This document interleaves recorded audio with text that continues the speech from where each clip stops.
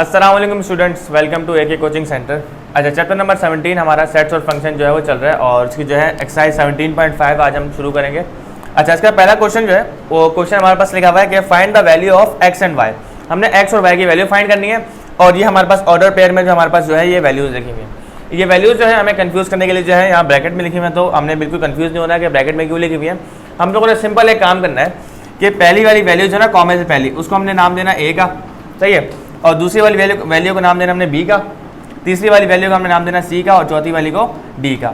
और हमें क्या करना है कि ए को इक्वल ले लेना है सी के और बी को इक्वल लेना है डी के, तो हमारे पास जो है एक्स और वाई दोनों की वैल्यूज जो है वो सिंपली आ जाएंगी। किस तरह से? हमने सॉल्यूशन की हेडिंग डाली, उसके बाद बीच में आप लाइन दें, एक लाइन डाल दें, सही है, और ए को लिख दें आप सी के साथ, बी को लिख दें डी के साथ। तो ए क्या है हमारे पास x - 5 इक्वल हो जाएगा सी क्या है हमारे पास 11 के, और हमारे पास 10 जो है वो बराबर हो जाएगा y - 7 के। तो आप 10 इक्वल है y - 7 लिखें या y - 7 इक्वल है 10 के लिखें तो कोई इशू नहीं है। तो y - 7 इक्वल है 10 के मैंने यहाँ लिख दिया, ठीक है। अब मैंने क्या करना है, सिंपल यहाँ पे माइनस का 5 है, वहाँ जाएगा तो प्लस का हो जाएगा, सिंप्लीफाई करनी है। तो x इक्वल हो जाएगा 11 + 5 और 11 + 5 से बराबर होता है 11 + 5 बराबर होता है 16 के। तो x की यहाँ वैल्यू मेरे पास आ जाएगी 16, ठीक है। इस तरह से हम लोगों ने यहाँ पे वैल्यू फाइंड करनी है x और y की। अब हम करते हैं y की वैल्यू फाइंड। यहाँ माइनस का 7 है, वहाँ जाएगा प्लस का हो जाएगा, y इक्वल है 10 + 7। अच्छा, 7 + 10 लिखें या 10 + 7 लिखें, बात एक है, ठीक है, प्लस में कोई इशू नहीं है। तो 10 + 7 हमारे पास क्या आ जाएगा 17, तो y की वैल्यू हमारे पास क्या आ गई 17। तो इस तरह जो है इजीली जो है ये क्वेश्चन जो हमारे पास सॉल्व हो जाएंगे। आगे जो हमारे पास बाइनरी रिलेशन और ये चीज़ें आएंगी वो हम लोग जो है आगे सॉल्व करेंगे। अब क्वेश्चन नंबर 2 भी चलते हैं। क्वेश्चन नंबर 2 भी बिल्कुल सेम है जिस तरह क्वेश्चन नंबर 1 था। हमने इस पूरी वैल्यू को ए का नाम देना है, सेकंड वाली को बी का, थर्ड वाली को सी का और फोर्थ वाली को डी का नाम दे दिया, सही है। और यहाँ बीच में लाइन डाल देंगे सॉल्यूशन की हेडिंग डालने के बाद। और अगर आप चाहो तो जब भी एग्जाम में आपने क्वेश्चन सॉल्व करना है तो आपने क्वेश्चन एक बार दोबारा एज इट इज़ उतारना है, उसके बाद जो है आपने सॉल्यूशन स्टार्ट करना है। अब सबसे पहले ए है मेरे पास 5x + 8 इक्वल हो जाएगा सी क्या है मेरे पास 3x + 10, ठीक है। और जो है मेरे पास ये वाली वैल्यू b बराबर हो जाएगा d के, यानी कि 5y - 4 इक्वल हो जाएगा 2y + 2 के, ठीक है। अब सिंपल हमने सिंप्लीफाई करना है। अच्छा, मैथ का रूल ये है कि x वाली वैल्यू जो है x में प्लस होगी, जिस तरह हम लोगों ने 8 क्लास और 7 क्लास में पहले पढ़ चुके हैं कि वेरिएबल अगर सेम हो और पावर सेम हो तभी एडिशन और सब्ट्रैक्शन जो है मुमकिन है, वरना नहीं हो सकती। तो ये प्लस का 3x है। हमने क्या करना होता है कि x वाली वैल्यू यानी कि जो वेरिएबल हमने फाइंड करना है उसकी जो वैल्यू हमें हमेशा पॉजिटिव रखनी पड़ती है। अगर ये मैं 5x को मान ले जाऊँ तो 5x क्या हो जाएगा 3 - 5 क्या हो जाएगा नेगेटिव का 2x आएगा। तो मैंने क्या करना है, इस प्लस का 3x वहाँ लेके जाऊँगा तो इसको क्या हो जाएगा माइनस का 3x हो जाएगा। और ये प्लस का 8 है, वहाँ जाएगा तो माइनस का हो जाएगा, यानी कि हमने कांस्टेंट अलग करने हैं और वेरिएबल वाली टर्म्स जो है हमने अलग करनी है। तो मेरे पास क्या हो जाएगा 10 - 8। बहुत सारे स्टूडेंट्स क्या करते हैं 8 - 10 कर देते हैं। हम माइनस का साइन हमेशा जो है वो जिस वैल्यू को वहाँ शिफ्ट किया है उसके साथ आएगा, यानी कि माइनस जो है वो 8 के साथ है, 10 पॉजिटिव है। अगर आप इसको उल्टा लिखना चाहो तो आप यूँ लिख सकते हो -8 + 10, बात एक ही है, ठीक है। लेकिन हम लोग सिंपल क्या लिख देंगे 10 - 8। अब सिंपल हमने सॉल्व करना है। 5x में 3x माइनस किया, हमने क्या बचा 2x इक्वल हो जाएगा 10 - 8। 10 - 8 हमारे पास सिंपल क्या बचा 2। अब हमने क्या करना है x की वैल्यू चाहिए 2, यहाँ पे क्या हो रहा है मल्टीप्लाई।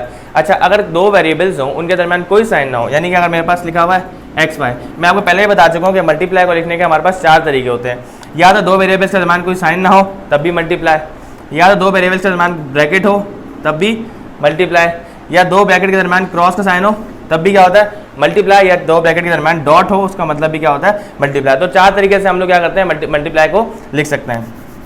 तो हमारे पास ज़्यादातर तरीका जो यूज़ होता है वो दो वेरिएबल्स के दरमियान कोई साइन नहीं होता, तो हम समझ जाते हैं कि ये जो है वो मल्टीप्लिकेशन की फॉर्म में दिया हुआ है। तो x और 2 के दरमियान कोई साइन नहीं है, इसका मतलब x जो है वो 2 से मल्टीप्लाई हो रहा है, 2 यहाँ मल्टीप्लाई का है, वहाँ के क्या हो जाएगा डिवाइड का हो जाएगा। तो x बराबर हो जाएगा 2/2 के, और ये 2 × 1 = 2, 2 × 1 = 2 और x की पावर हो गई 1। बहुत सारे 1/1 भी लिखते हैं, 1/1 लिखने का कोई कॉन्सेप्ट नहीं है, क्योंकि एक 3 चीज़ें जो हमारे पास कंपलसरी होती है मैथ में, यानी कि एक नंबर अगर मेरे पास लिखा हुआ है 3 तो 3 चीज़ें हम इसके साथ जो है वो कंपलसरी होंगी। वो क्या क्या कि इसके साथ एक 3 छुपा हुआ है, सही है, डिवाइड में एक 1 छुपा हुआ है और इसकी पावर क्या है 1। तो मैथ में जो चीज़ें कंपलसरी होती हैं हम वो लिखते नहीं है, इसलिए हम लोग क्या करेंगे सिर्फ 1 हमारा जो है वो आंसर होगा।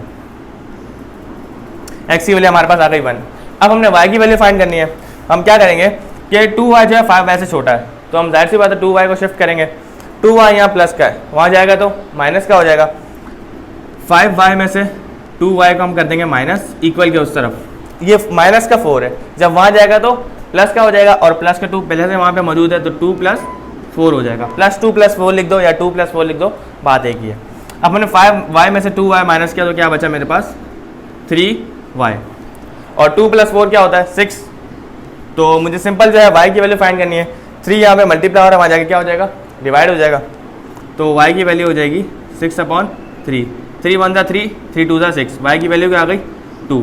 तो इस तरह से हमने क्या होता है x और y की वैल्यू फाइंड करनी होती है। अच्छा, अगर आप चाहो, अगर आप कुछ पूरे नंबर लेना चाहते हो और अगर आप उनको किस एग्जामिनर को इंस्पायर करना चाहते हो तो आप क्या करो कि इसको सॉल्यूशन सेट बना के लिखो। सॉल्यूशन सेट, जब भी आपके पास x और y की या दो वैल्यूज जब भी आती हैं, या तो आप रिजल्ट लिखो या सॉल्यूशन सेट बना के आप पहले x की वैल्यू लिखो 1 और कॉमा डाल के y की वैल्यू लिखो, तो 1, 2 जो हमारे पास ये है आंसर जो सॉल्यूशन सेट की फॉर्म में आ गया। तो क्वेश्चन नंबर 1 को भी इस फॉर्म में लिखते हैं हम लोग। यहाँ पे लिखेंगे सॉल्यूशन सेट और यहाँ पे लिख देंगे इक्वल और 16, 17। इस फॉर्म में हम लोग क्या करते हैं आंसर लिखते हैं। थर्ड क्वेश्चन जो है वो थोड़ा सा इससे लेंदी है और उसमें एक कॉन्सेप्ट इस्तेमाल होगा, वो आप देखें यहाँ पे कौन सा है। यहाँ पे हम लाइन डाल देते हैं ताकि क्वेश्चन नंबर ये हमारा अलग हो जाए। अच्छा, अब हमने क्या करना है, इस क्वेश्चन में हमारे पास एक ही जगह पे x और y भी आ रहा है, यहाँ पे एक ही जगह पे x और y भी आ रहा है। अगर मैं a को इक्वल लूँगा c के, तो मेरे पास एक इक्वेशन में दो वेरिएबल्स आ रहे हैं, और जब भी एक इक्वेशन में दो वेरिएबल्स आए तो हमें क्या करना होता है कि उस इक्वेशन को सॉल्व करना थोड़ा मुश्किल हो जाता है। तो हम क्या करते हैं कि एक वेरिएबल की वैल्यू डाल के दूसरी जो है वैल्यू में पुट करते हैं, तो उससे हम लोग क्या करते हैं दूसरे वेरिएबल के आंसर निकाल के फिर दूसरे इक्वेशन 1 में हम लोग क्या करते हैं पुट करते हैं। तो हमने सिंपल वही काम करना है, ये वैल्यू हमारी a हो गई, ये वैल्यू हमारी b हो गई, ये वैल्यू c है और ये वाली वैल्यू हमारे पास d है। हमने करना क्या, x और y की वैल्यू निकालनी है। वही सेम काम करेंगे, बीच में लाइन डालेंगे सोल्यूशन डालने के बाद, और a को इक्वल ले लेंगे c के, यानी कि 2x जो है -3y बराबर हो जाएगा 3 के, ठीक है। और जो 5x + y है वो बराबर हो जाएगा 16 के। सही, सिंपल जो हमने इन दो क्वेश्चन में किया वो वही काम हमने इन क्वेश्चन में भी किया। अब हमने करना क्या है, अब हमारे पास यहाँ पे x भी आ रहा है y भी आ रहा है। अब मैं चाहूँ तो यहाँ से x या y किसी की भी वैल्यू निकाल सकता हूँ और उस वैल्यू को मैं पुट कर दूंगा यहाँ पे, तो मेरे पास क्या आ जाएगी, अगर x की वैल्यू यहाँ पुट करूँगा तो y की आ जाएगी, अगर y की वैल्यू यहाँ से निकाल के पुट करूँगा तो मेरे पास x की आ जाएगी। तो मुझे आसान क्या लग रहा है, मुझे आसान लग रहा है कि यहाँ से x की वैल्यू निकालना मुझे ईजी लग रहा है। तो -3y वहाँ जाके किसका हो जाएगा, प्लस का हो जाएगा, 2x बराबर हो जाएगा 3 + 3y। सही है। अब मुझे x चाहिए ना, 2 यहाँ पे मल्टीप्लाई हो रहा है, वहाँ जाके डिवाइड हो जाएगा, तो x की वैल्यू मेरे पास क्या आ जाएगी 3 + 3y और डिवाइड में 2। और इसको हम क्या कर देंगे, इक्वेशन a का नाम दे दो, 1 का नाम दे दो, b का नाम दे दो, जो मर्जी आपका दिल चाहे, ABC XYZ कोई भी आप नाम दे दो। मैंने इसको इक्वेशन a का नाम दे दिया, ठीक है। अब मैंने क्या करना है, इस x की वैल्यू को पुट करूंगा यहाँ पे x की जगह पे, तो मेरे पास क्या आ जाएगी y की वैल्यू आ जाएगी। किस तरह से आप देखते हैं, putting y in above equation, हमने y की वैल्यू क्या करना है, अबव इक्वेशन में क्या करना है, पुट कर देना, ठीक है। अच्छा, अब 5 है, x की जगह पे क्या पुट करूंगा मैं 5, और x की जगह पे मैंने ब्रैकेट डाल दी, और यहाँ पे पुट करूंगा मैं 3 प्लस का 3y अपॉन में 2। 5 का 5 है, x की जगह पे मैंने क्या पुट कर दिया, x की वैल्यू हमने निकाली है 3 + 3y अपॉन में 2। यहाँ तक हमने कोई सिंपल जो है वो पुट की है वैल्यू, अभी कोई सिंप्लीफाई नहीं किया। और ये प्लस का y जो है ये लाजमी लिखना है, और ये प्लस का y हमने वैसे लिख दिया, और इक्वल के उस तरफ क्या है 16, ठीक है। अब हमने क्या करना है, सिंपल इसको सिंप्लीफाई करवाना है। तो 5 मल्टीप्लाई होगा 3 से, तो 5 3 = 15, और प्लस प्लस प्लस 5 3 = 15, और साथ में y तो 15 + 15y, और डिवाइड में हो जाएगा 2, और ये प्लस का y। अच्छा, ये 2 जो है ना डिवाइड में, सिर्फ इसके डिवाइड में, बहुत सारे स्टूडेंट्स क्या करते हैं कि पूरी वैल्यू के डिवाइड में 2 डाल देते हैं, तो उससे क्वेश्चन पूरा गलत हो जाएगा। ये 2 जो है सिर्फ इसके नीचे और y के नीचे कुछ नहीं है, तो y के नीचे हम सपोज कर लेंगे, y के नीचे क्या होता है, किसी भी नंबर के डिवाइड में भी मैंने बताया कंपलसरी है कि 1 लाजमी होता है। हमने 1 लिखने की जरूरत क्या पड़ी, हमने 1 लिखने की जरूरत इसलिए पड़ी क्योंकि हमने क्या लेना है, इसका एलसीएम लेना है, इसके फैक्टर्स हमने फाइंड करना है, और इक्वल के उस तरफ क्या आ जाएगा 16। तो इसको सॉल्व करने का तरीका क्या है, सिंपल, आप क्रॉस मल्टीप्लाई करा दो पहली वैल्यू को, इस वैल्यू को इसके साथ मल्टीप्लाई करा दो, इसको इसके साथ मल्टीप्लाई करा दो, और नीचे डिनोमिनेटर में जो है उन दोनों को आपस में मल्टीप्लाई करवा दो। तो 1 को जब इस वैल्यू से मल्टीप्लाई कराऊंगा तो मेरे पास 15 + 15y ही आ जाएगा। सही है, सब जाहिर सी बात है, 1 जिस वैल्यू से मल्टीप्लाई होता है तो वही आती है, और 2 जब मल्टीप्लाई होगा y से तो प्लस का 2y आ जाएगा, और डिनोमिनेटर जब मल्टीप्लाई होंगे तो 2 1 जा 2 जो है पूरी वैल्यू के नीचे आ जाएगा। अब ये 2 जो है पूरी वैल्यू के नीचे आया, सही है।